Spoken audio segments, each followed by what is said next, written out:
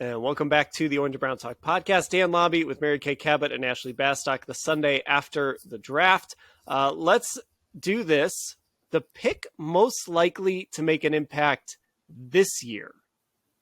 Mary Kay, who do you have for this one? You know what? Let's let Ashley go first on this one. So if she, picks somebody that I was going to pick, then I can pivot. But I'm going to give her first crack at this one. And like I said, there's going to be some of these where you might have an answer that somebody had earlier or whatever. But no, Ashley, player most likely to have an impact. I had, and we don't have to spend a ton of time talking about this guy, because this was where I decided when I was deciding between Siaki and Cedric on who to put where. I ended up putting Cedric here because I think there's no way he's not going to play. I think he has something different than these other receivers have. We don't have to relitigate the whole pick, but I do think he's going to have a huge impact on this offense. Yeah, Mary Kay, I'm trying to figure out how it doesn't happen, because last year there were definitely podcasts where I said, David Bell's just going to catch a bunch of footballs. We know that. Yeah. We did not. Well, we should have known that wasn't going to happen. But I just can't figure out how Cedric Tillman doesn't at least, whatever role it is, doesn't at least make some sort of impact for this offense right away. Yeah, they really, really like him. I mean, when you are the first pick in a team's draft, they really like you, because they had a lot of things that they could have done at number 74. There were plenty of players that they brought in for 30 visits and spent a lot of time on that were available to them at number 74. And they went ahead and took Cedric Tillman. That says to me that they are going to try to get him ready to play. Again, he played at a high level. He's healthy this year, that much further removed from his ankle surgery. And so I just think that they're going to plug him in, and they're going to let him go. And I think you're going to see a lot of Amari, Elijah, and Cedric Tillman this year. I really think that I think he's going to make some noise. So he would have been my first choice here as well. So that means I had him for two categories, but they kind of go hand in hand, and I would put him here. So I'll bring up another name that we haven't talked a lot about yet, but I think this is partially because of the player, but also partially because of the position, and there's going to be opportunity there. And I'm going to go with Isaiah McGuire, who was the 126th overall pick after DeJuan Jones. They need people to step up as the edge rushers. Myles Garrett and Obo Okoronkwo are your 1-2. But after that, it's pretty wide open. There's going to be an opportunity for Alex Wright and Isaiah Thomas.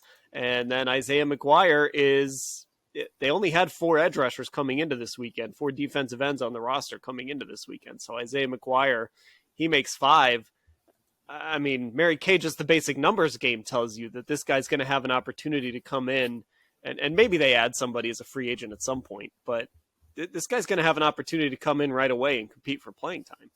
Yeah, the only reason that he really wouldn't get much playing time would depend on his learning curve. It's a spot where you have to be able to come up that learning curve, and you have to be ready to roll because a lot of things are going to be thrown at you. And we saw that last year, their 3rd round pick, Alex Wright, he did some really good things. He led the team and was tied for 3rd in the NFL with 5 batted passes at the line of scrimmage. That's a lot. So he did those things, but just in terms of the pass rush moves that you have to make, and the way that you're going to get blocked, and the moves these guys are going to put on you, and the way that you'll at times be double teamed, it can be difficult to make that transition from college to the pros. But you're right. He's going to be a good candidate for it. He'll be a really good candidate because they don't have the bodies. They don't have the numbers there. I actually think that they're going to find another edge rusher somewhere out there. They have to. I mean, I just really think they have to.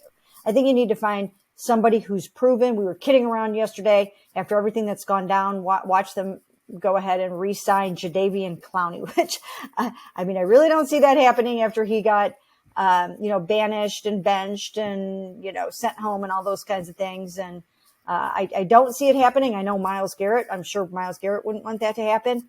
But I think that they are going to try to find somebody who has some edge rush production in their arsenal. Somehow, some way, they're going to trade for somebody or sign a free agent, I bet. Hey, Ashley, you've mentioned Alex Wright in the past, kind of how raw he was coming in and his situation, a smaller school. At least with Isaiah McGuire, he's a guy that's played in the SEC. He's gone against the best. He's done it for a little while. You would hope that he's not going to come in quite as raw as Alex Wright did. Right. And I mean, I think we talked about yesterday on the podcast, and I mentioned this with him, and I was asking, Andrew Berry and them questions about this, like the fact that he does play and had played in the SEC, like we know they're drawn to that conference typically.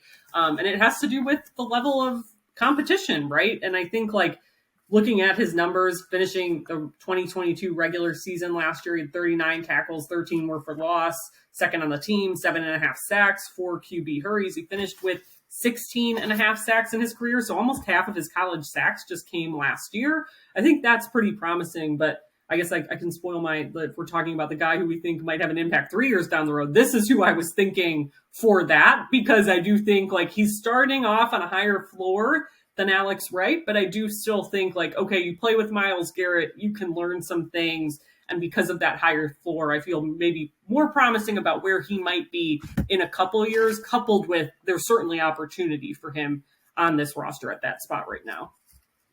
Well, that's perfect. We'll just segue right into that.